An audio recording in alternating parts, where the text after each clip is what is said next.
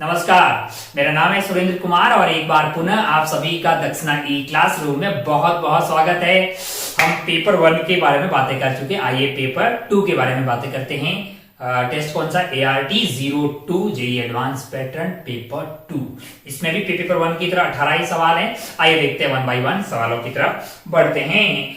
सवाल नंबर जो पहली वैरायटी के सवाल है भैया वो मल्टीपल करेक्ट के हैं, +4 पार्शियल मार्किंग भी है, तो आप तुक्केबाजी बिल्कुल ना करें, ताकि आपको जो पॉजिटिव जो आपका सॉल्व करके आ रहा हो उसको टिक करेंगे तो आपको पार्शियल मार्किंग में अच्छे नंबर मिलेंगे। पार्शियल मार्किंग इंट्रोड्यूस इसलिए की थी कि बच्चा लोग तुक्केबाजी बिल्कुल ना करें भाई साहब। चलिए, तो पहला सवाल जो दिखाई दे रहा है एक एल शेप का आइटम है और इसका सेंटर ऑफ मास निकालना। ये बहुत ही लल्लू सवाल है, बहुत ही लल्लू सवाल है। अगर आप ध्यान से देखें तो ये आइटम इस तरह का है। किस तरह का है? इस तरह का है। ये वाली दूरी आपके लिए 2a है, ये a है, ये a है, ये 2a है। अगर आप ध्यान से देखें तो मैं क्या कर रहा हूं, इसको 2 पार्ट्स में मान ले रहा हूं। अच्छा, अगर आप ध्यान से देखें 3 पार्ट में, ये एक स्क्वायर है, ये एक स्क्वायर है, ये एक स्क्वायर है ना। Area a square, a square, a square. अगर मैं मान इसका m मान लूं तो इस पूरे का क्या हो जाएगा? 2m हो जाएगा। अरे यार, एरिया डबल है ना। इस पूरे का सेंटर, अच्छा इसका सिमेट्री से दिखाई दे रहा, सेंटर ऑफ मास कहीं यहाँ आएगा। x, y मान लीजिए, x और y सेम आने वाला है, तो x पता कर लेता हूं। अगर आप ध्यान से देखें तो ये पूरे जो है 2m मास का x कोऑर्डिनेट कहाँ आने वाला है? मैंने कहा a/2 पे। तो अगर आप 2m मास की बात करेंगे तो इसका x कोऑर्डिनेट आने वाला है a/2 पे, और ये जो m मास है इसका x कोऑर्डिनेट क्या आने वाला है? इसकी मिड पॉइंट पे यानी कि a पे। ये वाली दूरी a हो गई और ये a/2 हो गया, तो 3a/2। तो यहां से x निकाल लेते हैं। x COM क्या आ जाएगा आपके लिए? वही y COM भी वैसा ही रहेगा, y COM भी वैसा ही रहेगा। सिमेट्री से दिखाई दे रहा है, इसी लाइन पे होने वाला है। तो अगर आप ध्यान से देखें तो 2m इंटू आपके पास आ जाएगा a/2 और m इंटू आ जाएगा 3a/2। टोटल मास कितना है? 2m plus m, 3m। तो m ने m की बत्तियां गुल कर दी, इसने इसकी कर दी। ऊपर बचा क्या है? ऊपर है आपके पास a plus 3a/2 divided by 3 यानी कि 2a। यहां से हो गया है 5a/6 यानी x कोऑर्डिनेट भी यही रहेगा, y कोऑर्डिनेट भी ये रहेगा। x coordinate of centre of mass is 5a/6, 1 is correct. बोल रहा है y कोऑर्डिनेट भी यही है, मैंने कहा सही। x कोऑर्डिनेट कुछ और, मैंने कहा गलत। तीसरा गलत, चौथा गलत। भाई सब 1 and 2 करेक्ट आंसर। लल्लू सवाल था, ये हर प्राणी का सही होना चाहिए। आइए आगे बढ़ते हैं सवाल नंबर 2 की तरफ। लल्लू सवाल था ये, बिल्कुल पहला वाला मेडिकल लेवल। आप सॉल्व करके इसको आसानी से आगे बढ़ सकते थे। आइए आगे बढ़ते हैं सवाल नंबर 2 की तरफ। क्या है सवाल नंबर 2? जरा ध्यान से देखिए। सवाल नंबर 2 क्या है? सवाल नंबर 2, सवाल नंबर 2 एक मैग्नेटिक फील्ड का खेत दिया हुआ है। क्या दिया हुआ है? एक सर्कुलर खेत दिया हुआ है। इसके अंदर क्या है? इसके अंदर मैग्नेटिक फील्ड है। मैंने कहा अच्छा भाई साहब, बहुत बढ़िया। मैग्नेटिक फील्ड कौन सी डायरेक्शन में है? अंदर की डायरेक्शन में। कौन सी डायरेक्शन में है? अंदर की डायरेक्शन में है। और इधर से चार्ज पार्टिकल है, u रफ्तार से आ रहा है, u रफ्तार से आ रहा है। Direct cylindrical shape and radius R dotted with, इसका रेडियस r दिया हुआ है। क्या दिया हुआ? r दिया हुआ है। पॉइंट चार्ज q मास है, मूविंग विद वेलोसिटी v यानी कि qm u के साथ ये इधर घुसा है, तो चार्ज q पॉजिटिव मान ले, v क्रॉस b करेंगे तो फोर्स इस पे इधर लगने वाला है, तो ये इधर की तरफ ऐसे निकल जाएगा। कैसे निकल जाएगा? ऐसे निकल जाएगा। माना कि इसका रेडियस क्या है? इसका सेंटर कहीं यहां रहेगा। ये माना कि रेडियस r है, माना कि ये रेडियस r है। क्या है? ये r है। ये ऐसे थीटा घूमते हुए पहुंच जाएगा। मैंने कहा अच्छा, और इसका सेंटर कहीं यहां रहेगा। मैंने कहा हाँ, इसको कनेक्ट करेंगे तो ये वाला r आ जाएगा, ये वाला आपके लिए क्या आ जाएगा? r आ जाएगा, है ना। टुवर्ड द सेंटर था ये u आपका।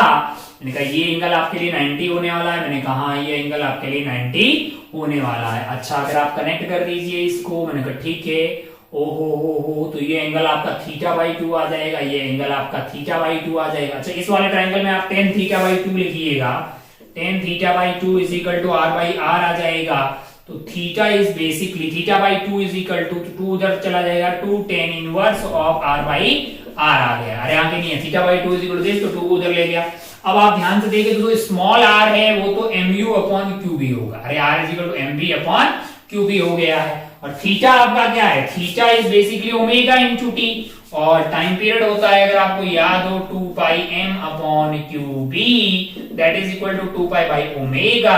2π से 2π कट गया, ओमेगा इज बेसिकली qb/m। है ना। अच्छा भाई साहब बहुत बढ़िया। निकालना क्या है आपको, टाइम निकालना है, कितना टाइम ये स्पेंड करेगा, यानी कि थीटा को लिखना है omega T, omega T, omega से डिवाइड कर देना है, तो टी की वैल्यू क्या हो जाएगी, मैंने कहा theta divided by omega. Theta क्या है, मैंने कहा 2 tan inverse of r by r है। अच्छा r क्या है, वो तो कैपिटल R तो एज इट इज है, स्मॉल r क्या है, स्मॉल r ये है, यानी mu अपॉन क्यू बी, और ये तो आपका थीटा हो गया है, डिवाइडेड बाई आपको क्या करना है, ओमेगा करना है, तो ओमेगा आपके लिए क्या है, यहां से है क्यू बी, तो ऊपर क्या चला जाएगा, m चला जाएगा, तो टाइम ये आने वाला है, टाइम ये आपके लिए आने वाला है। अरे आगे नहीं यार, थीटा घूमने में कितना टाइम लगेगा, ओमेगा टी, तो टी आपको चाहिए तो थीटा बाई ओमेगा कर लीजिए, यानी कि आपके पास 2m upon Q B tan inverse of r Q B upon mu आ गया है। अब अपन जो है ऑप्शंस पे कमेंट करते हैं, u increases time spend by change charge inside the increases then decreases. मैंने कहा भैया अगर आप u को इंक्रीज करिएगा तो tan इनवर्स ऑफ 1 बाई रायता बढ़ेगा, 1 बाई tan इनवर्स में रायता घटेगा, मतलब ये वाला tan इनवर्स में पूरा वैल्यू घटेगा, tan इनवर्स में ये वाली वैल्यू घटने का मतलब क्या है, अगर u का बढ़ना ये घटना, ये tan इनवर्स के अंदर घटना, मतलब आपके लिए क्या हो जाएगा, ये वाला tan इनवर्स में थीटा अगर कम हो तो फिर tan थीटा की वैल्यू भी कम आती है, ये वाली वैल्यू कम हो जाएगी, ये वैल्यू की वजह t कम हो जाएगा, हमको डिक्रीज लग रहा है। अगर आप u को इंक्रीज करेंगे तो t आपके लिए कम हो जाएगा, क्योंकि tan इनवर्स ऑफ रायता कम हो जाएगा, इसका मतलब tan थीटा कम रहा होगा। अरे यहाँ की नहीं है, इनवर्स में ये रायता कम होगा तो वैल्यू ये tan इनवर्स ऑफ ये कम रहेगी, तो t कम हो जाएगा, ये तो इंक्रीज डिक्रीज गलत लग रहा है हमको, तो सेकंड सही है, फर्स्ट गलत है। Time spend inside directly proportional to m, नहीं बे, m यहाँ पे भी है, यहाँ पे भी डायरेक्टली प्रोपोर्शनल नहीं है।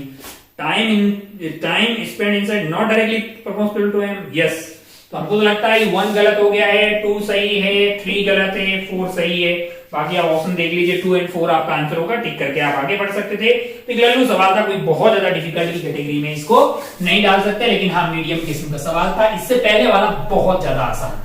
चलिए भाई साहब आगे बढ़ते हैं सवाल नंबर 3 की तरफ। कौन से सवाल की तरफ, तीसरा सवाल। क्या है तीसरा सवाल, जरा ध्यान से देखिए। तीसरे सवाल में आपको एक फोटो दिया गया है, यहाँ पे है -10 वोल्ट और यहाँ लगा है कैपेसिटर C1 और यहाँ पे है पॉइंट O, यहाँ पे कैपेसिटर लगा है C2 और यहाँ पे है पॉइंट B और यहाँ एक और कैपेसिटर लगा है C3 लगा है और यहाँ पे है रेजिस्टेंस R और यहाँ पे बोला है 10 वोल्ट और यहाँ पे लगा है कैपेसिटर C4 और इसकी कर रखी है अर्थिंग। तो यहाँ का पोटेंशियल हमें पता लग गया है और यहाँ का आपको दिया क्या इंफॉर्मेशन दी है, C1 C2 C3 5 दिया हुआ है। अच्छा मतलब सारे C पता है, सारे C पता है। मैंने कहा अच्छा भाई सब, which of the following statement is या are true, potential of point O can be determined but that of B can not be. एक मिनट, B और E दोनों का ही नहीं पता है। अगर मुझे B और A, इसका चार्ज पता है, इसका चार्ज पता है तो मैं यहाँ का पोटेंशियल निकाल सकता हूं अगर मुझे यहाँ का पता हो तो, और यहाँ का कब निकाल सकता हूं जब यहाँ का पता हो। अब यहाँ का और यहाँ का दोनों का ही नहीं पता है, यहाँ का और यहाँ का दोनों का ही नहीं पता है। C2 पे चार्ज दिया है क्या, C1 C2 C3 ये सब दिया हुआ, इस पे चार्ज दिया हो तो अपन पोटेंशियल डिफरेंस निकाल सकते हैं। विच of the following part small C1 C2 C3 सब दिए हुए हैं, चार्ज दिया तो Q0 CV से पोटेंशियल डिफरेंस पता लग जाएगा। यहाँ का x मान लोगे तो यहाँ का आ जाएगा, यहाँ का आएगा और इस पे चार्ज दिया होगा तो यहाँ का आ जाएगा, यहाँ का समझ फिर सबका आ जाएगा। फिर आप यहाँ पे मतलब जंक्शन लॉ लगा दो, सॉल्व करके x आ जाएगा, इधर का करंट इधर का इधर का, या इन सारी प्लेट्स का पहले का चार्ज इज इक्वल टू बाद का 0 करके निकाल सकते हैं। लेकिन उसके लिए इस पे चार्ज देना पड़ेगा अपने को, इसको इस पे क्या देना पड़ेगा अपने को, charge. Potential O can be determined but B can not determine. O का पता कर लोगे तो B तो फिर नहीं, तो ऐसा कुछ नहीं। फर्स्ट तो गलत है भैया, फर्स्ट गलत। सेकंड क्या बोल रहा है आपसे, potential of both point O and B can not determine. हाँ इस इंफॉर्मेशन से तो नहीं निकाल सकते हैं, बिल्कुल सही बात है। दूसरा थर्ड वाला बोल रहा है if the charge on capacitor C2 और specified potential of point O can be determine. O का निकाल लोगे, C2 पे चार्ज दिया फिर B का भी निकाल लोगे साले, थर्ड वाला गलत है। फोर्थ क्या बोल रहा है, if charge on capacitor C2 और also specified potential of both point O and B can be determined. अगर आप इस पे चार्ज दे दोगे, इस पे चार्ज दे दोगे तो आपको क्या पता करना पड़ेगा, यहाँ का पोटेंशियल डिफरेंस एक जगह x मान लोगे तो सेकंड वाला पता किया जा सकता है। मैंने कहा अच्छा, बहुत बढ़िया, बहुत शानदार। ओहो, if the charge on capacitor C2 were also specified then potential of both the point O and B can be determined. मैंने कहा हाँ, इसमें कोई दोहराई वाली बात नहीं है, तो आपका 4 भी सही हो जाएगा। तो कौन कौन से बचे भैया? 1 and 3 गलत हो गया है, बचा क्या है? 2 and 4। तो आप 2 and 4 के साथ आगे बढ़ सकते थे, है ना? अच्छा भाई साहब, बहुत बढ़िया। और स्टेडी स्टेट में इसमें कोई करंट जाएगा नहीं, ये 10 वोल्ट यही मानो आप, कहा मान लो, यहाँ मान लो, यहाँ इसमें कोई करंट जाएगा नहीं जब फुल्ली चार्ज हो जाएगा, है ना? चलिए भाई साहब, तो बेसिकली मतलब इस पे चार्ज दे दिया जाए तो आप दोनों पोटेंशियल मान सकते हैं, यहाँ का x मान लेंगे तो यहाँ का पता लग जाएगा, तो सॉल्व किया जा सकता है ना। पर हाँ, ऐसा नहीं है कि इसमें चार्ज भी ना दे और फिर आप दोनों पोटेंशियल पता कर ले, वो भी पॉसिबल नहीं है। तो आपका आंसर इसका 2 and 4 चला जाएगा, 2 and 4 चला जाएगा। आगे बढ़ते हैं क्या अपन? बिल्कुल आगे बढ़ना चाहिए सवाल नंबर 4 की तरफ। सवाल नंबर 4 देखते हैं क्या है। 4 जरा ध्यान से देखिए, क्या है 4 अगर आप ध्यान से देखें, 4 में एक भाई साहब हैं जो 100 केजी के प्लांक पे खड़े हैं। यहाँ पे है आपका 100 केजी का क्या है? प्लांक है। मैंने कहा ठीक भैया, बहुत बढ़िया, बहुत शानदार। ओहो, यहाँ का म्यू आपको 0.1 दिया हुआ है और इस पे भाई साहब खड़े हैं, भाई साहब हैं 50 केजी के, और यहां से यहां तक की लंबाई 9 मीटर दी है और यहाँ का म्यू आपका 0.4 है। अच्छा, यहाँ का मैक्सिमम फ्रिक्शन क्या हो सकता है? तो आप बोलिएगा 4/10 into 500। 4/10 into 500 is basically 200 Newton यहाँ पे हो सकता है। और यहाँ पे मैक्सिमम फ्रिक्शन, मैंने कहा यहाँ का मैक्सिमम फ्रिक्शन आएगा 1/10 इंटू टोटल नॉर्मल हो जाएगा 150 इंटू 10, तो आपका 150 न्यूटन आने वाला है। अच्छा, भाई साहब बोल रहे हैं कि man is start running from the rest on the plant with maximum possible acceleration. मैंने कहा इसकी मैक्सिमम एक्सेलरेशन कौन दे सकता है? फ्रिक्शन दे सकता है 200 को 50 से डिवाइड कीजिए, एक्सेलरेशन ऑफ मैन जो होगा वो 200 डिवाइडेड बाई 50 है, कितना आ जाएगा भैया? 4 मीटर पर सेकेंड स्क्वायर। इस पे लगेगा 200 आगे, तो ये वाले प्लांक पे क्या लगने वाला है?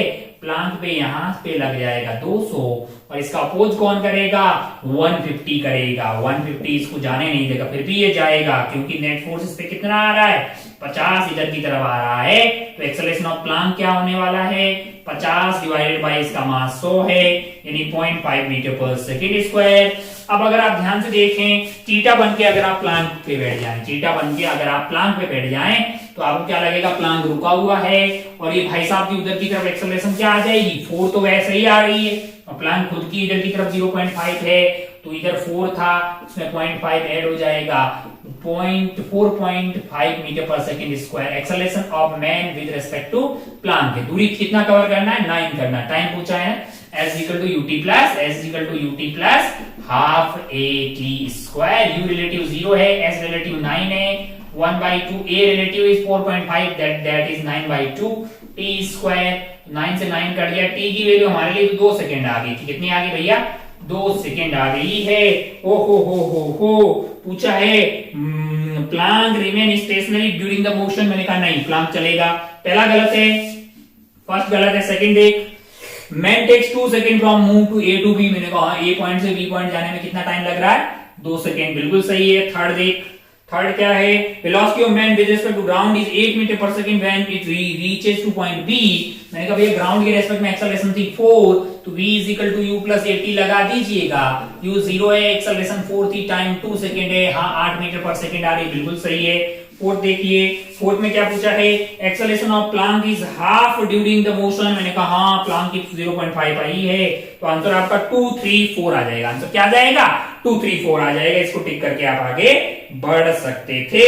ये था सवाल नंबर 4। आगे बढ़ते हैं सवाल नंबर 5 की तरफ। Quick quick quick quick quick quick.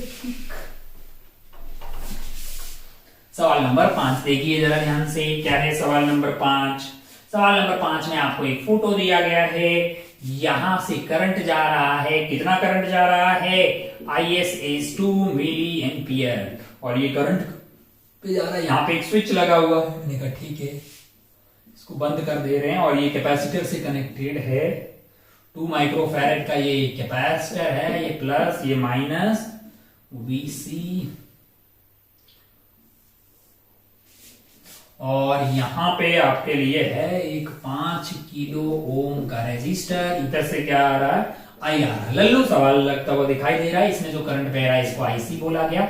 T is equal to 0 पे ये आपका कैपेसिटर जो है वो कैसे बिहेव करता है, T इज इक्वल टू 0 पे आपका कैपेसिटर प्लेन वायर की तरह बिहेव करता है। कैसे बिहेव करता है, प्लेन वायर की तरह। T इज इक्वल टू 0 पे आपके लिए आईसी जो है वो क्या आने वाला है, आप निकाल सकते हैं। T इज इक्वल टू 0 पे ये प्लेन वायर की तरह बिहेव करता है, यानी सारा का सारा करंट जो है वो इधर की तरफ जाएगा, इसमें कोई करंट नहीं जाएगा।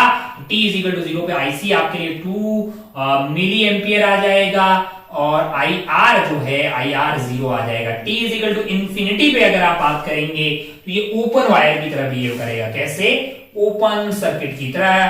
तो भैया इसमें कोई करंट जाने वाला नहीं है, यानी कैपेसिटर में 0 हो जाएगा। पूरा का पूरा करंट जो होगा वो इधर ही जाएगा, उधर ही जाएगा। तो आपका IR जो है उसकी वैल्यू क्या हो जाएगी, वो 2 मिली एम्पियर हो जाएगी। मैंने कहा अच्छा। अब अगर आप ध्यान से देखिए पहला वाला ग्राफ देखिए, पहला वाला ग्राफ आपका किस किस के बीच में है, IR वर्सेस टाइम है। IR आपका 0 से स्टार्ट होना चाहिए और इंफिनिटी पे जा जाते वो, मतलब ये इंफिनिटी पे जा जाते हैं, उसकी वैल्यू 2 मिली एम्पियर होती हुई दिखाई दे रही है। मैंने कहा बिल्कुल ये पहला वाला ग्राफ ऐसा ही है, सही है। दूसरा ग्राफ देखते हैं। दूसरा ग्राफ है आपका वोल्टेज V वर्सेस टाइम है। वोल्टेज की किसके अक्रॉस है भैया, VC के अक्रॉस वोल्टेज धीरे धीरे धीरे धीरे धीरे धीरे धीरे धीरे धीरे धीरे बढ़ता रहेगा भाई साहब। क्या होगा, बढ़ता रहेगा।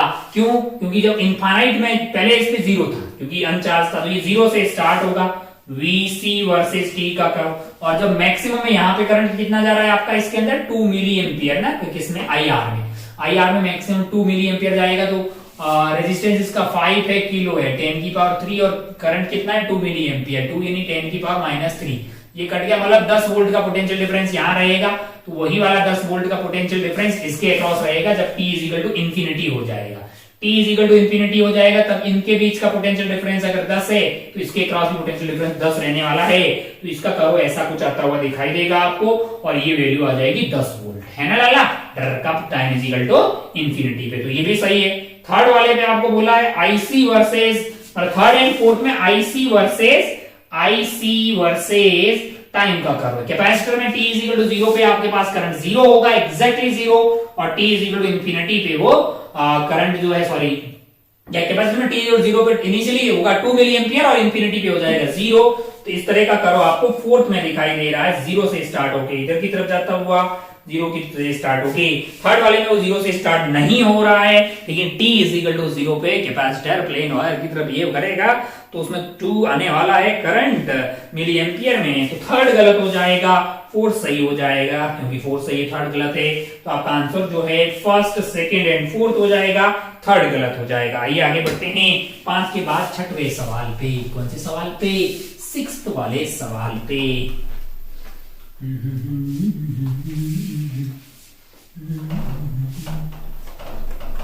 देखिए जरा क्या है 6th वाला सवाल। सवाल नंबर 6। सवाल देख लेते हैं पहले भैया। लल्लू सवाल, कैसा सवाल, लल्लू सवाल, मतलब 6 वाला करंट इलेक्ट्रिसिटी का एक सवाल दिखाई दे रहा है। ब्लैक बॉक्स रखा है, 1 एंड 2 के बीच में लगा रहे हैं। तो बोल रहा है कि the battery of voltage V is connected between 1 and 2, voltmeter across 2 है, तो रीडिंग उसकी V/2 आ रही है। अब आप उल्टा कर दोगे, बैटरी को टर्मिनल 2 पे लगाओगे, वोल्टमीटर को 1 पे लगाओगे, तब वो जो रीडिंग है, if the same battery is connected at terminal 2 and the voltmeter connected across 1 है, gives the reading V, which of the following black box is correct है। अच्छा ऐसा, बहुत बढ़िया, बहुत शानदार। पहला वाला देखते हैं। पहले वाले में क्या है कि अगर आप पहला केस है 1 के क्रॉस लगा दोगे, 1 के क्रॉस लगा दोगे तो ये R है, ये R है, 1 के क्रॉस लगा दोगे, मान लो ये लगा दिया आपने, ये आपका 1 के क्रॉस लग गया, है ना, ये वोल्टमीटर यहाँ पे। तो आपने क्या किया है 2 एंड 2 आपका कहाँ है, यहां से है, ये आपका R है, ये आपका R है, यहाँ पे वोल्टमीटर रीडिंग लेगा तो ये क्या आएगा, ये V का ड्रॉप V/2 यहाँ होगा, V/2 यहाँ होगा, तो इसकी रीडिंग तो V/2 आएगी। मैंने कहा ठीक है पहला वाला। और ऑप्शन अपने को, मतलब चारों ऑप्शन यहाँ पे अपने को चेक करना पड़ेगा। जैसे अगर आप थर्ड वाले को चेक कर रहे हैं, तो थर्ड वाले में क्या है, यहाँ पे लगा रखा है कैपेसिटर आपने, और यहाँ पे एक और कैपेसिटर लगा रखा है। जब आप टर्मिनल 1 के बीच में बैटरी लगाएंगे, मान लो कि ये V वोल्ट की आपने बैटरी लगा दी, V वोल्ट की बैटरी लगा दी, V/2 का ड्रॉप यहाँ पे होगा, V/2 का ड्रॉप आपके लिए यहाँ पे होगा। तब आपके पास जो रीडिंग आने वाली है वो तो इसके पैरेलल ले रहे हो तो V/2 आ जाएगी।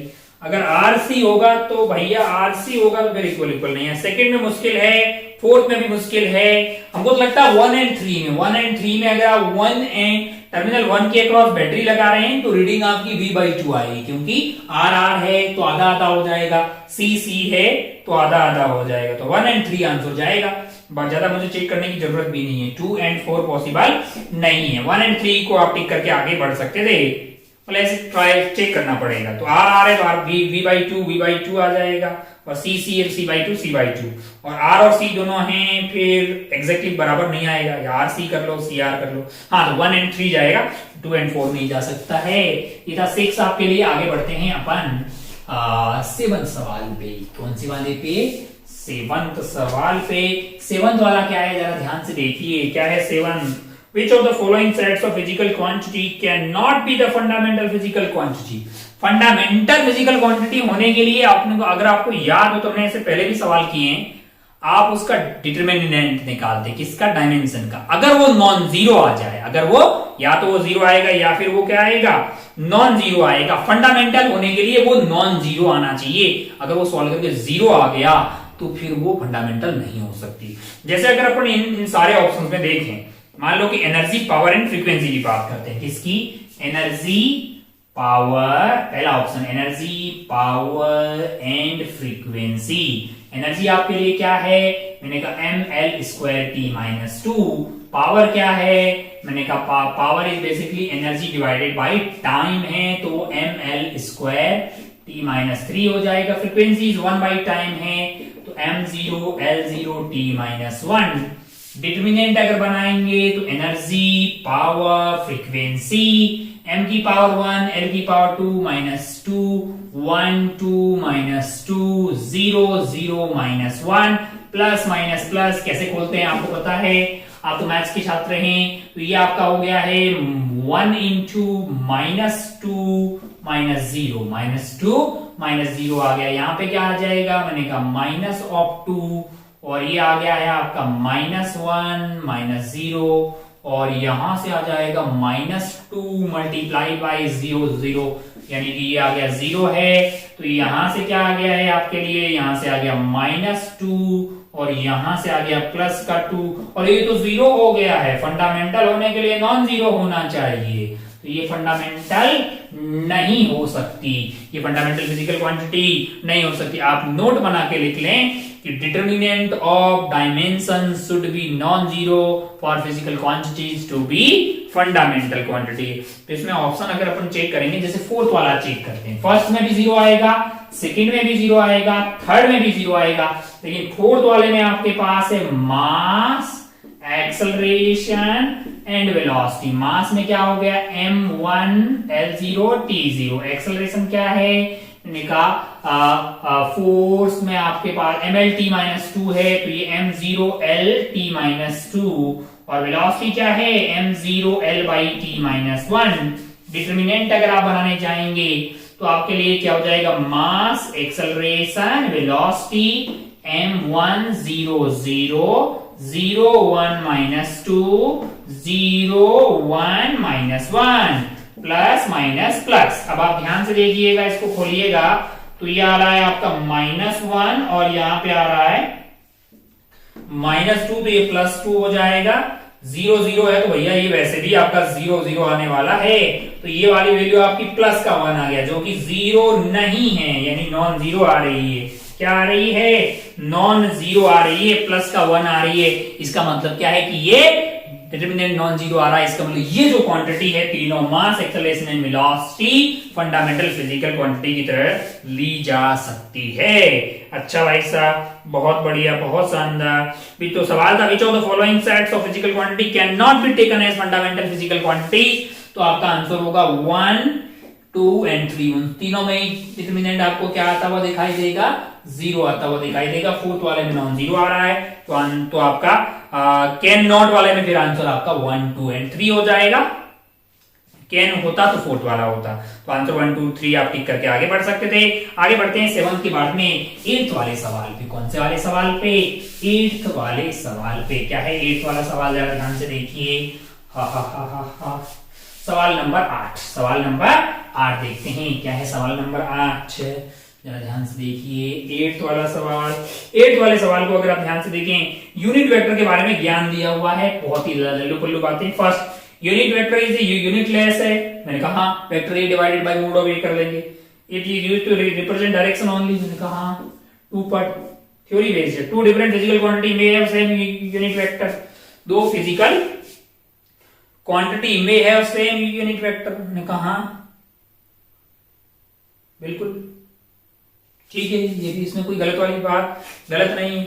यूनिट वेक्टर तो सेम हो ही सकता है। जैसे आप वैसे भी तो आप मान लो जैसे स्ट्रेस की बात करें तो फोर्स अपॉन एरिया होता है, प्रेशर फोर्स अपॉन एरिया। वैसे भी अगर आप ध्यान से देखें मैग्नीट्यूड 1 होगा और बाकी आपका डायमेंशन सेम हो गया तो हो सकता है बिल्कुल। टू बी थर्ड देख, for the magnitude if we take larger unit its numerical value is smaller. मैंने कहा n1 u1 is equal to n2 u2। कहां पढ़ा होगा तूने? हाँ, बिल्कुल ये आपको इंटर कन्वर्जन में काम आता है। For magnitude if you take larger unit then the numerical value कम होगी। अब ये ज्यादा लोगे तो ये कम ही होगा, है ना? हाँ, अरे भैया लेंथ को अगर आप मीटर में सेंटीमीटर में बदलो, इतनी सी लेंथ है, इसको अगर आप सेंटीमीटर में बताओगे ज्यादा आएगी कि लाइट ईयर में बताओगे ज्यादा आएगी? सेंटीमीटर में ज्यादा आएगी, लाइट ईयर में कम आएगी। तो अगर आप यूनिट बढ़ा दोगे तो न्यूमेरिकल वैल्यू कम हो जाएगी, ऑब्वियस सी बात है ना? यू बढ़ा दोगे एन कम हो जाएगा, तो ठीक बात है, ये भी ठीक है। फोर्थ में क्या लिखा है आपको? Any vector may have more than 2 component. मैंने कहा एक्स वाई जेड कर ले भैया, पॉसिबल। 1 2 3 4 सब सही है, चूज द करेक्ट ऑप्शन 1 2 3 4। चलिए भाई सब आगे बढ़ते हैं। इधर सवाल नंबर 8। सवाल नंबर 8 आगे बढ़ते हैं सवाल नंबर 9 की तरफ। 8 वाला बहुत ही लल्लू सवाल था। 9 देखते हैं क्या है सवाल नंबर 9, जरा ध्यान से देखिए। मार्कर ले लेते हैं जो चल रहा हो। सवाल नंबर 9 क्या है? सवाल नंबर 9 जरा ध्यान से देखिए। लल्लू सवाल है भैया, बताते हुए शर्म आएगी आपको। आपको दिया हुआ है ऑप्शन 1 बता रहा हूं, एक ऑप्शन बता रहा हूं, सारे ऑप्शन तू सोल्व कर लेगा, इसमें कुछ भी नहीं है, बेसिक सवाल है। वी बी इस तरह से है, वी ए इस तरह से है, velocity of B with respect to A. अबे तो एक ही रफ्तार को उल्टा करके इसको ऐसे दे दे, रिजल्टेंट ऐसे आवेगो। देख ले यार उधर की तरफ रिजल्टेंट कहां आ रहा है? एस में आ रहा है। सेकंड ऑप्शन चेक कर, वी ए ऐसा है, वी ए ऐसा है, वी भी छोटा है। बोल रहा है कि velocity of B with respect to A, velocity of B with respect to A. A को उल्टा करके देगा तो ज्यादा बड़ा मिल जाएगा, नेट रिजल्टेंट इस डायरेक्शन में आएगा, ले आर आ जाएगा। Second sorry velocity of B with sorry पहले मैंने ऑप्शन पहले वाला पढ़ी, velocity of A with respect to B. तो अगर आप बी को उल्टा करके दोगे तो इस वाले में नेट रिजल्टेंट इधर आएगा, तो वो आपका ऑप्शन कौन सा होगा? पी हो जाएगा। थर्ड वाले में आपको बोला है वेलोसिटी ऑफ ए इस साइड में है और वेलोसिटी ऑफ बी इस साइड में। सरमानी बताते हुए मतलब पूछा थर्ड वाले velocity of A with respect to B, velocity of A with respect to B. B ने अपनी रफ्तार को उल्टा करके दिया, इसको इधर आएगा रिजल्टेंट भैया। ओके, इधर कहां है? इधर आपको कौन से ऑप्शन में दिखाई देगा? यू में दिखाई देगा। थर्ड का यू जाए। अब लल्लू है, 9th का ऐसा चेक करोगे फर्स्ट आंसर आ जाएगा। बताते हुए शर्म आ रही है, जिसके रेस्पेक्ट उसको उल्टा करके देना है, रिजल्टेंट निकालना है। 9th बहुत ही आसान है, मेरे को लगता है 10th भी ऐसा ही है। 10th भी बताते हुए शर्म आ रही है। दोनों सेम टाइप के ही सवाल हैं, दोनों सेम ही टाइप के सवाल हैं ऑलमोस्ट, है ना? 10th वाला जरा ध्यान से देखिए। वेक्टर का इतना आसान, मतलब वेक्टर एंड रिलेटिव का इतना आसान, इससे आसान सवाल नहीं हो सकता। ये एकदम फ्री फॉरवर्ड के नंबर थे, फ्री फॉरवर्ड के। जैसे आप 10th की स्टार्टिंग वाला देखें, वी बी आपके लिए बहुत बड़ा है, वी ए छोटा है। अरे भैया डायरेक्शन सेम है, मैग्नीट्यूड बताता है, जितना लंबा तीर है उतना ज्यादा मैग्नीट्यूड। बोल रहा है velocity of B with respect to A. अच्छा, ए को उल्टा करके दे दो बी को, फिर रिजल्टेंट कैसा आएगा? ऊपर ही आएगा। डाले ऊपर देख ले कौन से ऑप्शन में, टी में। फर्स्ट में टी आ जाएगा, कोई और चेक कर ले। सेकंड वाला है, सेकंड वाले में क्या है? वी ए ऐसा है, वी बी कैसा है? ऐसा है। Velocity of B with respect to A, velocity of B with respect to A को उल्टा करके दो, नेट रिजल्टेंट इधर आएगा। कहां है भैया? आर में, है ना? तो फर्स्ट में टी जाए, सेकंड में आर जाए, और फिर अपना और एक ऑप्शन चेक कर। अरे कर लो यार, 10th में आंसर आपको थर्ड आता हुआ दिखाई देगा, ऑप्शन चेक कर ले। बहुत लल्लू है ये, फ्री एंड फोगट के नंबर थे। कैसे नंबर थे? फ्री एंड फोगट के नंबर थे। हम आगे बढ़ते हैं। 11वां और 12वां सवाल भी उतना ही आसान है। मतलब 9th 10th 11th 9th 10th कौन सा सवाल लगातार ये वाले दो, एक दो है 9th 10th और 11th 12th। जिस आदमी से नहीं हुए ना लानत है भैया, बहुत आसान सवाल है, बिल्कुल आपको पेपर में ढूंढ के ये करने चाहिए थे पहले कि तुरंत हो जाते। कैसे हो जाते? तुरंत हो जाते। अब जरा ध्यान से देखिएगा 11th वाला सवाल कौन सा सवाल है? 11th वाला सवाल जरा ध्यान से देखिए क्या है 11th वाला सवाल। इस तरह का कार्यक्रम दिया हुआ, बताते हुए शर्म आ रही है। ए, फिर कैसा है बी, फिर कैसा है सी, फिर क्या है डी, ई में रुका हुआ है, एफ में ऐसे चल रहा है, एफ है, ई है, ए है, बी है, सी है, डी है, और ये आपका वेलोसिटी है, और ये आपका टाइम है। पूछा है ऑप्शन में ऑब्जेक्ट इज मोशनलेस, मतलब speed zero. Option E, object is moving with constant velocity, constant velocity मतलब इसकी स्लोप जीरो। ये रहा भाई साहब। Object is moving decreasing, object is having decreasing retardation is in, मतलब कहां पे रिटार्डेशन हो रही है। मैंने कहा यहां पे स्लोप नेगेटिव है और यहां पे भी स्लोप नेगेटिव है, लेकिन यहाँ पे कांस्टेंट स्लोप है, मतलब और यहाँ पे स्लोप नेगेटिव धीरे धीरे कम हो रही, तो हमको ये लगता है object is having decreasing retardation is, यानी कि थर्ड में आपका पी जाना चाहिए, थर्ड में पी जाना चाहिए। फोर्थ में the object is travelling in north with constant acceleration in south है, मतलब ऑब्जेक्ट पूरा एकदम रिटार्डेशन है कांस्टेंट सा, तो ये तो आपको डी में दिखाई दे रहा है और डी आपको एस में लिखा हुआ। भैया फर्स्ट सही हो जाएगा, फर्स्ट इधर है ना, आप नॉर्थ में जा रहे हैं, एक्सेलरेशन पीछे, नॉर्थ और वेलोसिटी इधर है, साउथ है, ये आपका रिटार्डेशन हो गया, कांस्टेंट है। यहाँ पे भी रिटार्डेशन है लेकिन वो मैग्नीट्यूड चेंज हो रहा है। यहाँ एक्सेलरेशन जीरो है, यहाँ एक्सेलरेट हो रहा है, यहाँ पे भी एक्सेलरेट हो रहा है आपके लिए, है ना। ठीक है, बहुत बढ़िया, बहुत शानदार। वो स्लो पॉजिटिव है, धीरे धीरे वो कम हो रही है। ये बढ़ गया। 11वें के बाद में ना 12वां देखते हैं, सिमिलर टाइप का ही सवाल है, सेम ही सवाल टाइप का है। 12वें में क्या पूछा? ऑब्जेक्ट इज मोशनलेस, मैंने कहा ई में आएगा भैया, है ना, तो फर्स्ट का टी जाना चाहिए। Object is moving with constant velocity, constant velocity से एक्सेलरेशन जीरो, बी जाना चाहिए। अरे क्या है, कुछ भी नहीं है यार। फोर्थ देखते हैं, इसका फोर्थ पढ़ी, object is travelling in north with constant acceleration in north, मतलब एक्सेलरेट हो रहा है, सी होना चाहिए। अरे भाई नॉर्थ में जा रहा है और एक्सेलरेशन भी नॉर्थ में ही है, तो ये वाला है ना एक्सेलरेशन कांस्टेंट, सी वाले पार्ट में। एक्सेलरेशन मैं कैसे बोल रहा हूं पता है, इसकी स्लोप क्या बताती?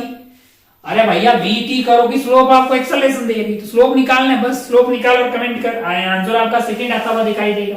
कौन से वाले में? 12वें वाले में। जिस प्राणी से 11वां 12वां 9वां 10वां नहीं हुआ, पानी ऐसे डालना आंखों पे और देखना कि भाई ऐसा क्यों हो रहा है। आगे बढ़ते हैं सवाल नंबर 13 पे। कौन से वाले सवाल पे? 13 नंबर वाले सवाल पे। बहुत ही आसान सवाल थे, मैं ऐसे नहीं बोल रहा हूं, वैसे बहुत आसान थे। कौन से वाले? 9, 10, 11, 12 सबसे सही होना चाहिए था। उससे पहले भी जो पेपर में ज्यादातर सवाल आपको इजी मिलेंगे। यूनिट एंड डायमेंशन के सवाल कितने आसान हैं, वेक्टर के सवाल हैं, बहुत आसान है। 13 वाला सवाल देखते हैं अपन। कौन सा वाला सवाल? 13 वाला सवाल अगर आप देखिएगा, electron is moving in circular path perpendicular to constant magnetic field. ठीक है, यहाँ पे चल रहा है इलेक्ट्रॉन, मैग्नेटिक फील्ड है परपेंडिकुलर, मैग्नेटिक फील्ड की वैल्यू दी हुई है 1 मिली टेस्ला।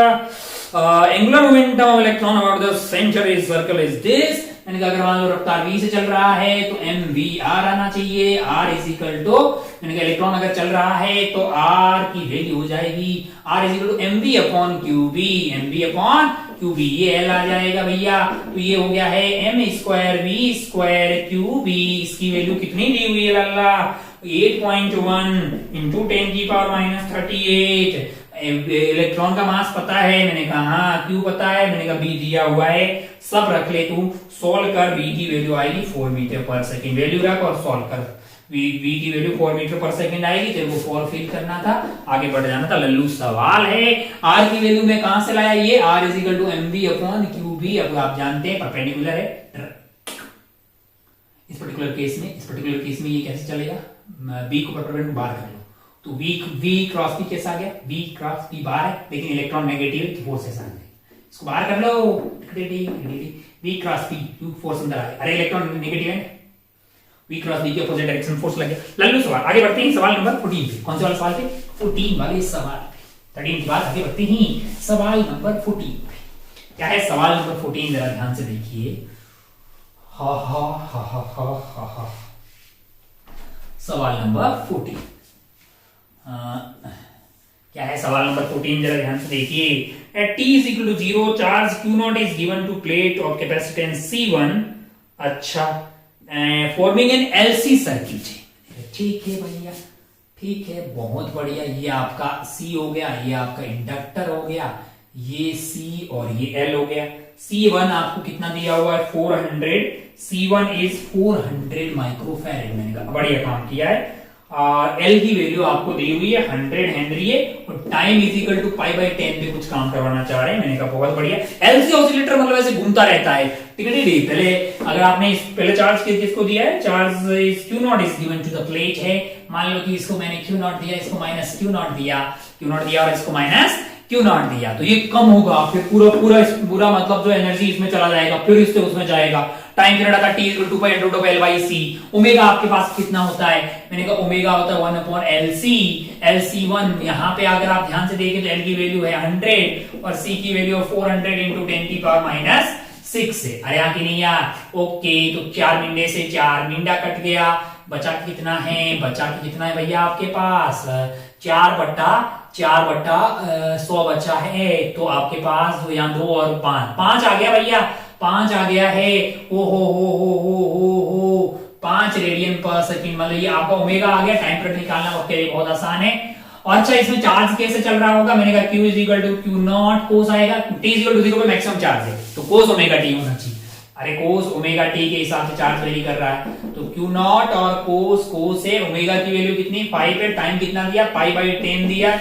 ओके, π/2, ये तो 0 हो गया। अच्छा, मतलब π/T इज इक्वल टू π/10 पे इस पे चार्ज 0 हो जाएगा, तो ये पूरा का पूरा कहां एनर्जी चला गया? इसमें चला गया। यानी कि अब इसमें एनर्जी कितनी हो गई है? Q0 का स्क्वायर अपॉन 2C। अरे यार, और इसमें कोई एनर्जी नहीं रही है, है ना? करंट अपने मैक्सिमम औकात पे चला गया है, आई मैक्स हो गया है। अगर जिन लोगों ने अच्छे से पढ़ा है, मैं उनको बता दूं, हाफ एल आई मैक्स का स्क्वायर, आप आई मैक्स भी निकाल सकते हैं। इस टाइम आई मैक्स हुआ। अब इसने बोला कि C1 को हमने हटा दिया है और C2 से जोड़ दिया है। Broken energy C2 is going with the injector at T is equal to this energy is C2 is इतने टाइम के बाद। अब जरा ध्यान से देखें, C1 को हटा के इन्होंने क्या कर दिया? C2 जोड़ दिया है। C2 जोड़ दिया यहाँ पे C2 जोड़ दिया। मैंने कहा ठीक है, पूरी एनर्जी इसमें थी स्टोर, और यहाँ पे लगा दिया C2। और C2 का क्या है भाई साहब? C2 कितना है? 100 माइक्रोफैरेड का है। C2 is 100 microfarad. तो ओमेगा कितना हो जाएगा? मैंने कहा 1/L की वैल्यू आपके लिए 100 है, और ये आ गया 100 माइक्रोफैरेड, यानी कि 10 की पावर -6 और 4, ये आ गया 10 आ गया भाई साहब। अब जरा ध्यान से देखिए, ये पहले से डिस्चार्ज है, किसी भी टाइम पे इस पे चार्ज मान लो Q आ गया, तो वो Q कैसे आने वाला है? मैंने कहा Q is equal to sine Q is equal to किसी भी टाइम मैक्सिमम चार्ज क्या आ सकता है? मैक्सिमम चार्ज मान लो कि इसमें Q0 आएगा, है ना? मैंने कहा हाँ, बहुत बढ़िया। Q is equal to Q0 sine omega T की तरह वेरी करेगा। अरे आगे नहीं है? अच्छा, अगर आप ध्यान से देखें तो आपको ये बोला गया T 0 पे चार्ज 0 आ रहा है। और क्या इंफॉर्मेशन दिया गया है आपको? और आपको क्या दिया गया है कि T इज इक्वल टू कितना टाइम है भैया? T is equal to 11 n π/200। ठीक है, the energy stored in capacitor C2 is 36% of total energy stored finally. अच्छा, मतलब कुछ भी इस पे चार्ज मान लो Q डैश है, मैक्सिमम चार्ज क्या आ रहा है? Q dash. Q is equal to Q dash sine omega T। अब इंफॉर्मेशन दे रहा है इतने टाइम पे energy stored in capacitor C2 36% of total energy available है। मैंने कहा टोटल एनर्जी अवेलेबल तो इतनी थी, क्योंकि और इसका 36% इसके पास है। 36% कितना हो गया? 36/100 of total energy stored is Q0 upon 2C। मान लो कि इस पे चार्ज इस टाइम क्या आ गया? Q आ गया है। कितना आ गया है? Q आ गया, और इसमें एनर्जी स्टोर हो गई है, इतनी एनर्जी स्टोर हो गई है। तो वो एनर्जी कहां होगी? मैंने कहा वो होगी Q²/2C। पहले C कौन सा था? यहाँ पे आपका C कौन सा भैया? ये C1 है और ये C2 है। तो अगर आप ध्यान से देखें तो 2 से 2 कट गया है, और अगर आप ध्यान से देखें तो आपको क्या चाहिए? आपको चाहिए Q, जो कि हो जाएगा 6/10। 6/10 है, Q0 आ जाएगा, और यहाँ पे आ जाएगा √ऑफ आपका C2/C1। तो C2 आपका कितना है? C2/C1 यानी 1/4 यानी कि 2 आ जाएगा। यानी कि 6/10 और ये 1/4 का बाहर 1/2 आ गया इंटू Q नॉट आ गया है। तो हमको तो लगता है कि 3/10 ऑफ Q नॉट आ जाएगा। चार्ज जो होगा वो 3/10 Q naught 3/10 of Q naught आ जाएगा, है ना। मैंने कहा अच्छा भाई सब 0.3 ऑफ Q नॉट इस पे चार्ज आ गया। मैंने कहा बहुत बढ़िया, बहुत ही जानदार। अब अगर आप ध्यान से देखें तो किसी भी टाइम पे आप चार्ज को क्या लिख सकते हैं इस पे, Q is equal to Q dash sine omega T, है कि नहीं यार। अच्छा भाई साहब बहुत बढ़िया। और टाइम आपको दिया हुआ है, ओमेगा आपको निकाल दिया है, तो आपके लिए जो Q है इसकी वैल्यू आ गई है 3Q0/10 that is equal to Q0 sine omega T. और सेकंड वाले केस में हमारा ओमेगा कितना आया था, 10 आया था, है ना। अच्छा इंटू टी आ गया, बहुत बढ़िया। Q नॉट से Q नॉट कट गया है। और अगर आप ध्यान से देखें, 3/10 इज इक्वल टू आ गया है आपके लिए साइन 10t। तो यहां से आपके लिए आ गया है sign 10t is equal to 0.3। अब अपने को सवाल देखना पड़ेगा। सवाल में एक इन्फो दी है कि 0.3 जो है वो अप्रोक्सीमेटली π/10 के बराबर है। किसके बराबर है, साइन ऑफ π/10 इज 0.3 है। तो इसका मतलब जो 10t है वो π/10 के बराबर है। यानी ये घटना घटी हुई है π/100 सेकेंड पे। कब से, π = 100 सेकेंड से। अच्छा एक बात है, जब I max हुआ था तब आप इस पे चार्ज क्या आ गया था, 0 आ गया था। यही वाला जो चार्ज है वो जो मैक्सिमम इस पे जाएगा, किस पे, C2 पे। तो जो आपका Q डैश है वो तो मैक्सिमम Q नॉट ही हो सकता है। यही हमने यूज किया है, क्योंकि जो Q डैश है वो मैक्सिमम Q नॉट ही हो सकता है। यही वाला पूरा इधर चला जाएगा C2 पे। तो अगर आप ध्यान से देखें तो हमने क्या किया है, हमने पूरा स्टोरी बता देते हैं। हमने पहले यहाँ पे C1 लगाया, फ्रीक्वेंसी निकाला, और जो टाइम दिया था तब C1 पूरी तरह से डिस हो गया था। तो C1 के बाद जो एनर्जी थी वो पूरी की पूरी इसमें चली गई, ठीक है। फिर वहां पे C2 लगा दिया। अब बोला कि इसमें जो एनर्जी स्टोर हुई वो तो कैपेसिटर की इनिशियल एनर्जी के बराबर थी। कैपेसिटर की टोटल एनर्जी थी आपकी Q0² 2C। उसका 36% पर निकाल दिया तो इस पे आना चाहिए Q² 2C। तो इसका चार्ज पता लग गया हमें। इसका चार्ज हमें पता लग गया कि भैया हमारे लिए वो चार्ज आना चाहिए 3/10 ऑफ Q0। और किसी भी टाइम पे C2 पे जो वेरी करने वाला है वो है Q = Q0 sin omega T. क्योंकि ये आपका क्या हो रहा है, ये चार्ज हो रहा है, पहले चार्ज हो रहा होगा। तो t = 0 पे चार्ज 0 आना चाहिए। मैक्सिमम क्या हो सकता है, Q0 आ सकता है, तभी I max क्या हो जाएगा, 0 हो जाएगा। तो अगर आप ध्यान से देखें तो आप ये पाएंगे कि भैया बात ये है कि आपका जो Q है वो यहां से 36% जब हुआ तो कितना आ गया, 3/10 ऑफ Q0 है। 3/10 Q0 यहाँ पे डाल दिया is equal to Q0 sin omega T. Solve करके ये वैल्यू 0.3 आई। फिर हमने सवाल का यूज किया, तो सवाल में ये इन्फो 10t जो है वो आपका 0.3 आ रहा sin t। तो इसका मतलब ये जो 10t इसकी वैल्यू π/10 होनी चाहिए, इसका मतलब t की वैल्यू 100 होना चाहिए। अच्छा ये कब से टाइम है, ये सेकंड वाले कैपेसिटर में डालने के बाद का टाइम है। और आपको पूछा है कि find the value of n है, और ये टाइम जो है वो 11n/π200 है। ये कब से, स्टार्टिंग से। मैंने कहा पहला कैपेसिटर आपने कब खोला था, मैंने कहा π/10 पे खोला था। उसके बाद ये घटना कब हुई, π/100 पे हुई। तो टोटल टाइम आपके लिए कितना होगा, आप बोलेंगे भाई साहब π/10 प्लस π/100 है, तो ये तो हो गया 11π/100 है। ये वैल्यू आप कितना बोलना चाह रहे हैं, 11n/200। तो लाला n की वैल्यू 2 रखना, फिर यहाँ पे 2 से कट जाएगा 100। इसका मतलब n की वैल्यू क्या है, यहां से पता लग रहा है n की वैल्यू 2 है। n की वैल्यू क्या है आपके लिए, 2 है। तो आप 14 वाले सवाल में थोड़ा कैलकुलेशन था, एक अच्छा सवाल बन गया LC ऑसिलेटर का। इसको सॉल्व करके आप आगे बढ़ सकते थे। चलिए बढ़ते हैं 15 वाले सवाल पे। कौन से वाले सवाल पे, 15 वाले सवाल पे।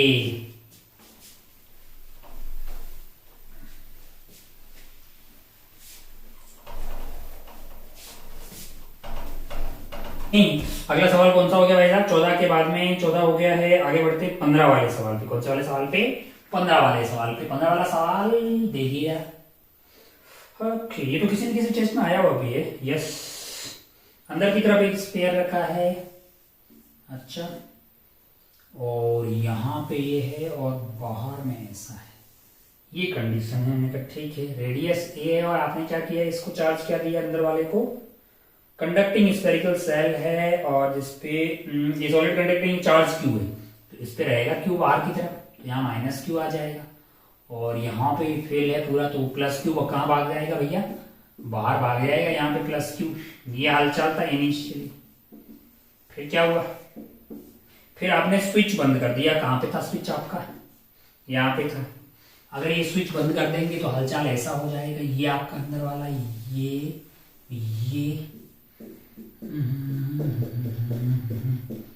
ये है फाइनल, और यहाँ पे आपने स्विच कनेक्ट कर दिया तो ये प्लस क्यू माइनस क्यू दोनों मिलके खत्म हो जाएंगे, क्योंकि आप जानते हैं लो पोटेंशियल हाई पोटेंशियल की तरफ चार्ज, आप जानते हैं कि अंदर वालों को बाहर वाले से कनेक्ट करते चार्ज बाहर फ्लो हो जाता है ना। तो ये प्लस क्यू माइनस क्यू सब लोग यहाँ पहुंच जाएंगे, तो प्लस यहाँ पे रहेगा, बाकी प्लस क्यू और माइनस क्यू यहाँ पहुंच के जीरो हो जाएंगे भाई साहब, है ना। इस रास्ते से माइनस क्यू नेट जीरो हो गया। तो ये रहेगा भाई साहब, ये रेडियस आपका ए है, ये 2a है, ये 3 है, ठीक है। तो अब आपको क्या बोला, हीट लॉस पूछा होगा, अमाउंट ऑफ हीट प्रोड्यूस है when switch x is closed is x into something. ये टेस्ट में कहीं पहले भी हमने किया है। हीट लॉस आपका क्या हो जाएगा, energy final minus energy initial, और एनर्जी आपका क्या होता है kq²/2a, है ना। जस्ट आप वैल्यू रख दीजिए, टोटल मतलब किसका, टोटल एनर्जी आपको निकालना है, फाइनल माइनस इनिशियल, जो कि सम होगा किसका, सेल प्लस इंटरेक्शन, है ना। चलिए ई फाइनल आपके पास क्या आने वाला है, kq²/2a, kq²/2 इंटू रेडियस आपके पास कितना है 3a माइनस इनिशियल वाला, अगर आप ध्यान से देखिए मैं टोटल लिख रहा हूं यहाँ पे, तो kq²/2 इंटू a आ जाएगा, माइनस के कारण नेट लिख रहा हूं मैं इसलिए यहाँ माइनस लिख दूंगा, minus of kq² into 2 into 2a आ जाएगा, और इसके कारण क्या आने वाला है kq²/2 इंटू 3, ठीक है। अब आप इन दोनों का क्या लेंगे लाला, इन दोनों का डिफरेंस लेंगे, तो इससे ये कट गया है, ये माइनस और ये प्लस आपका क्या हो जाएगा, ये और ये माइनस से माइनस खत्म हो जाएगा, ये प्लस हो जाएगा, ये हो जाएगा, तो बचा क्या है आपके पास प्लस माइनस kq/4a, ये बच गया भाई साहब kq/4a बच गया। अब आप ध्यान से देखें तो आपका जो सवाल है उसमें क्या किया गया, kq/24a किया है, तो यहां पे अगर आप 24 करेंगे, यानी कि इसको अगर आप 24 कर देंगे, यहां 6 कर दीजिए, 624 कट गया, तो ऊपर की तरफ आपका क्या आ जाएगा 6 आ जाएगा मल्टीप्लीकेशन में, है ना। x इंटू 24 इंटू a करना है तो आप 6 से मल्टीप्लाई कर दीजिए, तो आपका आंसर हो जाएगा 6। तो एक सवाल था जो पहले भी कहीं पूछा गया है, तो आसान किस्म का सवाल था। आगे बढ़ते हैं अपन सवाल नंबर 16। कौन सा सवाल है, सवाल नंबर 16, ये आपको कैपेसिटर का दिखाई देगा, ये आपके लिए कंडक्टर का सवाल था इलेक्ट्रोस्टैटिक्स का। बढ़ते हैं सवाल नंबर 16 पे, क्लीन हो जाओ भैया।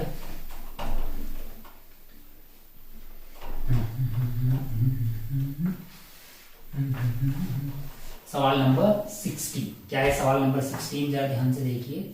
16 वाला जो सवाल है हमारे लिए, ये है बेसिकली कैपेसिटर यहाँ पे चार्ज किया गया है, एक कैपेसिटर C1 है, वो चार्ज किया होगा तो वो C1e उस पर टोटल चार्ज आ गया होगा, मैंने कहा। फिर आप स्विच बंद करेंगे, तो जब ये कैपेसिटर स्विच बंद करोगे इस पे इनिशियली चार्ज क्या होगा, यहाँ पे प्लस था, यहाँ पे माइनस था इधर से, तो यहाँ पे चार्ज रहा होगा C इंटू ई, और यहाँ पे माइनस ऑफ C इंटू ई है। फिर ये कनेक्ट हो गया होगा रेजिस्टेंस R से, अरे इधर से स्टेडी स्टेट में इतना चार्ज लेके आया होगा ना ये कैपेसिटर, कौन सा वाला, C1 वाला, जो कि CE है, और यहाँ पे क्या लगा हुआ है इधर ध्यान से देखिए C2 है, C2 की वैल्यू आपको क्या दी गई है, C2 इज आल्सो C, ठीक है।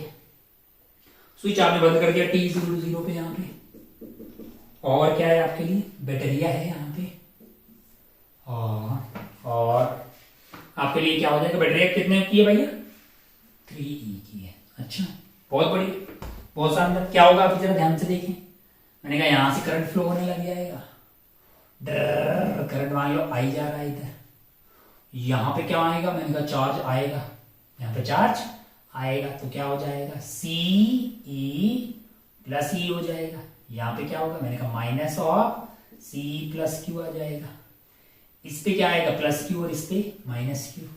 अब क्या लगा देंगे अपन, KVL लगा देंगे। अब क्या लगाएंगे अपन, KVL लगाएंगे भाई साहब, है ना, ताकि बाकी सारी बातें पता कर लेंगे अपन, है ना लाला।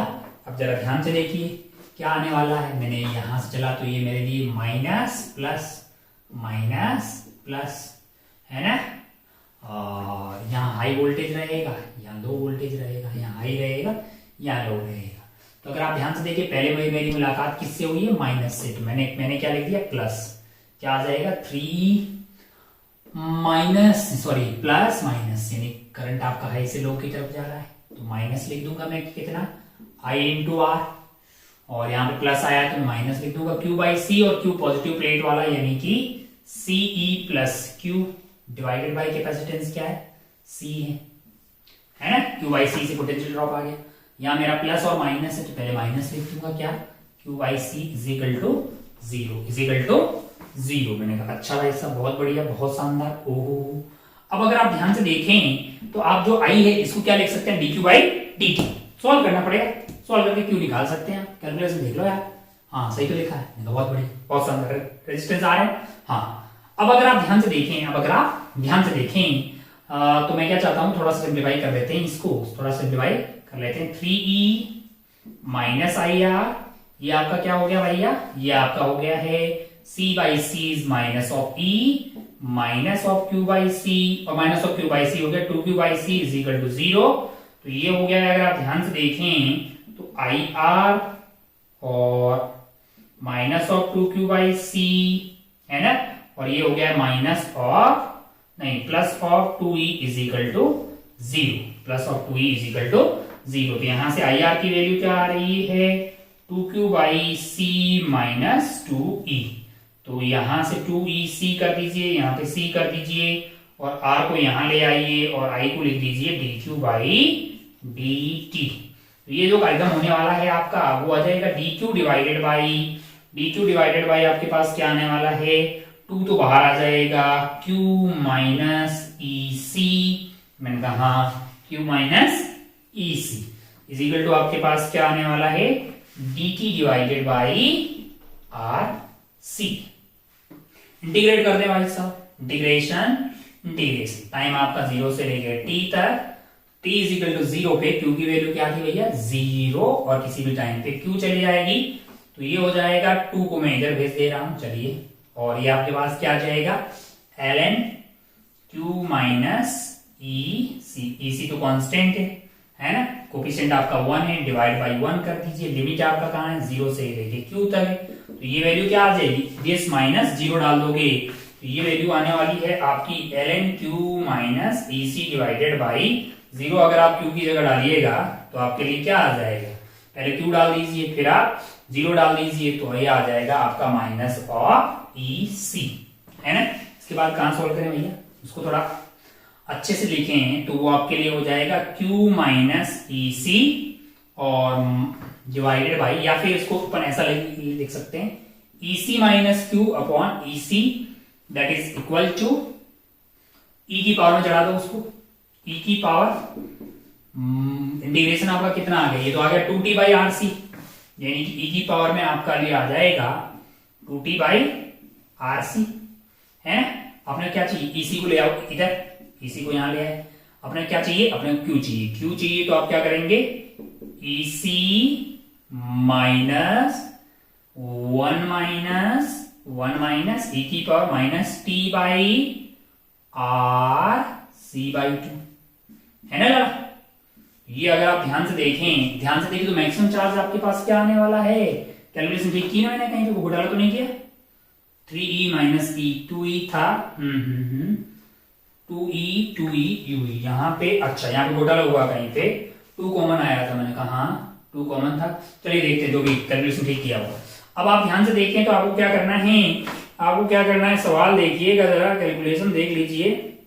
बोल रहा है let Q2 is equal to Q2 into 1 minus E की पावर टी बाई 2, तो आपका जो Q2 है वो Q2 तो आ गया है E इंटू सी, मैंने कहा Q2 बोल रहा है कि N2 इंटू, ये बोल रहा है N2 इंटू CE है, तो N2 की जो वैल्यू भैया N2 इंटू सी, N2 की वैल्यू तो 1 आ गई, क्या आ गई यहाँ पे 1 आ गई मेरी, और क्या बोल रहा है 1 माइनस ई की पावर टी बाई टाउ है, ठीक है, और tau is basically N1 into R C, यानी टाउ की वैल्यू मेरे लिए क्या आ रही है, मेरे लिए है tau is R C by 2, ये बोल रहा है N1 इंटू आर सी, तो N1 की वैल्यू कितनी आ गई 1 बाई 2 आ गई।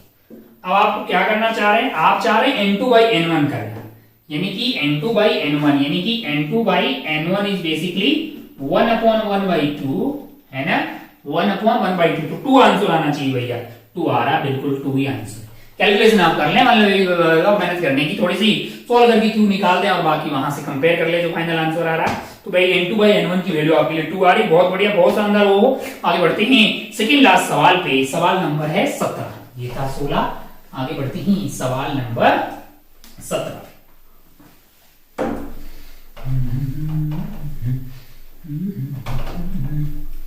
सवाल नंबर 17 जरा ध्यान से देखिए, सवाल नंबर 17 जरा ध्यान से देखिए, क्या है सवाल नंबर 17। सवाल नंबर 17 है आपके लिए, यहाँ पे लगा हुआ है एक बैटरी लगा हुआ है भाई साहब 12 वोल्ट का। कितने वोल्ट का?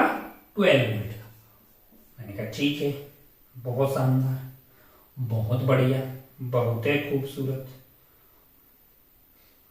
V0 दिया हुआ, V0 दिया हुआ है, V0 भी रहने देते हैं। और यहाँ पे लगा हुआ अमीटर आपके लिए, और ये टोटल रेजिस्टेंस है आपके लिए R, यहां पे ये वाला रेजिस्टेंस है आपके लिए स्मॉल r, और ये खेला कनेक्ट हो रहा है इससे, ये है X।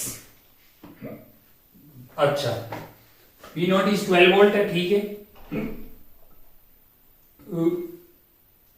Applied to a potential divider or resistance R is this initial, this R is this connected to sliding potential divider resistance, find the minimum current in the meter।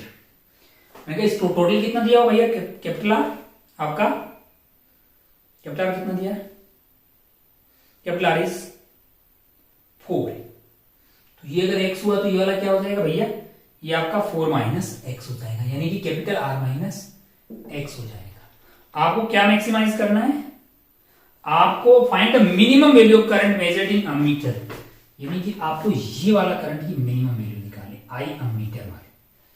मैंने कहा पहले तो मुझे ये पता करना पड़ेगा यहां से करंट I0 कितना आ रहा है, वो निकालने के लिए मुझे इक्विवेलेंट रेजिस्टेंस निकालना पड़ेगा। R और X और R क्या है, पैरेलल है, तो ये हो जाएगा RX upon R plus X, और इसके साथ सीरीज में है R माइनस X, ये हो गया आपका R इक्विवेलेंट। तो I0 मेरे पास होने वाला है V0 divided by R equivalent, यानी कि V0 divided by RX plus R minus X into क्या आ जाएगा आपका R प्लस X, और ऊपर आ गया है R प्लस X, इतना I0 हो गया।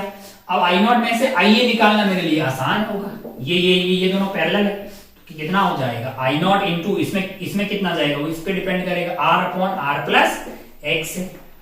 तो देखो जरा IA की वैल्यू यहां से क्या आ रही है, IA की वैल्यू होगी I0 की वैल्यू ये डाल दीजिए, क्या डाल दीजिए, V0 R plus X divided by RX plus R minus X into R plus X, और इंटू आपको क्या करना है, इस पूरे खेला को किससे मल्टीप्लाई करना है, R upon R plus X। तो R प्लस X से R प्लस X यहाँ पे गायब हो गया, ये कार्यक्रम आ जाएगा आपका V0 R upon R X upon R minus X R plus X है भाई साहब, ये आपका फंक्शन ऑफ X आ रहा है। IA is basically function of X आ रहा है। आपको क्या करना है, इसकी मिनिमम वैल्यू निकालनी, तो पहले तो आपको डिफरेंशिएट करके क्या करना पड़ेगा, 0 करना पड़ेगा, इसको डिफरेंशिएट करके आपको 0 करना पड़ेगा, V0 upon RX upon R minus X into R plus X। अच्छा भाई साहब, बहुत बढ़िया, बहुत ही शानदार। हो कैलकुलेशन में जस्ट देखना चाह रहा हूं, मैंने ठीक किया है। यहाँ पे आपका R plus X basically V0 I0 था, यहाँ पे स्मॉल R प्लस X है ना, स्मॉल R प्लस X है, ये आपका स्मॉल R प्लस X है, RX है। हाँ, जब आप इसको डिफरेंशिएट करेंगे फंक्शन ऑफ X दिखा, अब इसको डिफरेंशिएट करना बहुत आसान है यार, P/Q का फंक्शन है, ऊपर वाला कांस्टेंट है, नीचे वाले को डिफरेंशिएट कर दें, मतलब डिवीजन वाला रूल लगा के। जब आप ऐसा करेंगे तो आपको क्या निकालना पड़ेगा, DIA अपॉन DX को क्या करना पड़ेगा, 0। सोल्व करेंगे तो x की वैल्यू आ रही R/2, सोल्व करके x की वैल्यू क्या आ रही है, R/2। अब अगर R/2 आ रही है ना, तो वापस उठा के इस R/2 को क्या डालेंगे, x की जगह R/2 यहां पे डाल दीजिए, तो आपको IA की क्या वैल्यू मिल जाएगी, मिनिमम मिल जाएगी, है ना। और अगर आप डबल डेरिवेटिव वहां पे चेक करेंगे, मतलब x की वैल्यू ये आएगी, और यहाँ पे अगर आप डबल डेरिवेटिव चेक करेंगे तो मिनिमा के लिए वो ग्रेटर देन 0 आ रहा होगा, सॉरी मतलब वो आपका जो है ग्रेटर देन 0 आ रहा होगा, माउथ ओपनिंग अपवर्ड वाला सीन होगा, तो यहाँ पे आपको मिनिमम मिलेगी। इस वैल्यू को वापस डाल दीजिए, और बाकी जो डेटा दिया है, V0 दिया है, स्मॉल r दिया है, कैपिटल R दिया है, और x की जगह कैपिटल R/2 डाल दीजिए। सोल्व करेंगे ना पूरा कार्यक्रम, तो ये जो IA की मिनिमम वैल्यू आनी है, x की वैल्यू R/2 डालने पे ये मिनिमम वैल्यू आ रही है 2 एम्पियर। कितनी आ रही है लाला? 2 एम्पियर। अब कर लेगा ना यार, बड़ा आसान है। और अगर तू इसको डिफरेंशिएट करके एक से ये नहीं निकाल सकता तो तू मैथ्स का विद्यार्थी, बायो वाला होता तो मैं जरूर कर लेता, मैथ्स का विद्यार्थी इसलिए मैं तेरे पे छोड़ रहा हूं। आगे बढ़ते हैं अपन लास्ट एंड फाइनल सब। अबे बहुत कर लो, ये हो गया ना यार, इसमें कोई दिक्कत वाली बात नहीं है। अब तुम डिफरेंशिएशन तो कर ही लोगे यार, मिनिमम मैक्सिमम निकालना आता है आपको, इसमें कोई लाज शर्म वाली बात नहीं है। चलिए बढ़ते हैं लास्ट एंड फाइनल सवाल पे। लास्ट एंड फाइनल सवाल क्या बोल रहा है? लास्ट एंड फाइनल सवाल आप जरा ध्यान से देखिए। 17 के बाद लास्ट एंड फाइनल सवाल 18 सवाल फ्रिक्शन का दिखाई दे रहा है। जरा ध्यान से देखिए क्या है। यहाँ पे वर्टिकल वॉल, ये टिक टिक टिक टिक टिक टिक टिक टिक टिक टिक टिक टिक टिक, यहाँ पे आपने धागा लगा रखा है, 5 kg का ब्लॉक है, और इसके नीचे लगा रखा है मैंने 10 kg का ब्लॉक, और इस पूरे कार्यक्रम को खींचा जा रहा है 45 न्यूटन के फोर्स से। 5 kg block is placed on the top of 10 kg block. A horizontal force of 45 Newton is applied to a 10 kg block. 5 kg block is tied to the wall. The coefficient of friction between all moving surface is 0.1. यानी कि यहाँ पे भी 0.1 है, और आपका coefficient of friction जो है वो यहाँ वाली सरफेस यानी कि 0.1 यहाँ पे है। Determine the tension in the string. Tension in the string निकालना है भैया। तो अगर आप ध्यान से देखें, पहले मैं पता कर देता हूं कि यहाँ पे मैक्सिमम फ्रिक्शन हो क्या सकता है। लिमिटिंग वैल्यू की बात करेंगे तो 0.1 इंटू 50 कितना केजी है? 50 केजी है ना। अच्छा भाई, कितना किलो रखा हुआ है? 5 किलो रखा हुआ है, तो ये 5 न्यूटन आ जाएगा इनका। अच्छा, और अगर आप ध्यान से देखें तो यहाँ पे जो मैक्सिमम फ्रिक्शन आने वाला है वो आएगा आपका 0.1। लिमिटिंग की बात करें तो 0.1 इंटू 150 यानी कि 15 न्यूटन आएगा। अगर आप ध्यान से देखिए 10 केजी को खींचने वाला कौन है? मैंने कहा 45। ये मैक्सिमम लगा सकता है 15, ये मैक्सिमम लगा सकता है 5, दोनों हुए बीच, दोनों कितने हुए? 20 हुए, और वो 45 को रोक नहीं सकते, वो 45 को नहीं रोक सकते, तो ये तो स्लाइड करेगा। अगर ये स्लाइड करेगा तो इन दोनों के बीच में मैक्सिमम फ्रिक्शन लग रहा होगा, यानी काइनेटिक लगेगा। म्यू ए की दिया है तो यही लिमिटिंग है, यही आपका फ्रिक्शन काइनेटिक है। यानी ये कंफर्म हो गया कि ये स्लाइड करेगा, तो यहाँ पे फ्रिक्शन जो है, अगर स्टैटिक होता फिर अपने को सोचना पड़ता कि यहाँ पे फ्रिक्शन कितना लग रहा है, लेकिन अभी तो मैक्सिमम लग रहा होगा 5, तो इस पे फ्रिक्शन 5 आगे लग रहा होगा, तो ऊपर वाले 5 kg पे यही वाला फ्रिक्शन इधर लग रहा होगा 5 न्यूटन, और धागा इसको जाने नहीं दे रहा होगा। धागे में टेंशन क्या आ रही होगी? 5 न्यूटन आ रही होगी। तो इसका आंसर की अगर अपन बात करें, इसके आंसर की अगर अपन बात करें तो आपको क्या पता करना था? Determine the tension in newton है, तो आपका आंसर हो जाता 5। आंसर को आप फिल करके आगे बढ़ सकते थे इस सवाल के साथ। एक सस्ता सवाल है, बहुत ही आसान सवाल है। इसके साथ ही ये जो 18 क्वेश्चंस का डिस्कशन है वो यहाँ पे खत्म होता है। 18 पेपर 1 में थे, 18 सवाल ही पेपर 1 में थे, 18 सवाल ही पेपर 2 में थे। और अगर देखा जाए तो एक मॉडरेट किस्म का पेपर है, कोई बहुत ज्यादा डिफिकल्टी इसकी नहीं थी। एक अच्छा बच्चा जो बहुत अच्छे से मेहनत कर रहा है, बुकलेट सॉल्व कर रहा है, रैंक बूस्टर सॉल्व कर रहा है, एसओटी उसने सॉल्व की है, क्वेश्चन बैंक उसने सॉल्व किया है, और लॉजिकली चीजों को समझा है, तो बहुत अच्छे से इस पेपर को अच्छा कर सकता है। इसमें कोई दोहराए वाली बात नहीं है। आपसे जहां जहां गलतियां हुई आप पेपर का एनालिसिस कीजिए, उन कॉन्सेप्ट पे और अच्छे सवाल सॉल्व कीजिए, ताकि आप ये एडवांस लेवल के प्रॉब्लम में बिल्कुल हिचकिचाए नहीं और अच्छे से उनको सॉल्व कर पाए। अपना और अपनों का खूब ख्याल रखिएगा। मास्टर चलता है, फिर मिलते हैं नेक्स्ट वाले पेपर में। जय हिंद, जय भारत, टेक केयर।